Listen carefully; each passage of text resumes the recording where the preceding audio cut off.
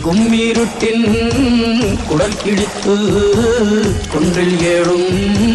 பெண்ணோழியே கோபம் கொண்டு பிடித்தால் கொப்பரிக்கும் காளியம்மா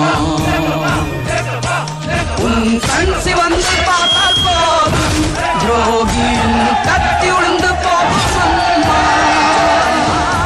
ஓவியத்தில் உன்னை பார்த்தால் அதே உன் உள்ளத்தை காட்டும் அம்மா அனைவரையும் ஆதரிக்கும் தாயாகிய அன்னபூர்ணி நீ அம்மா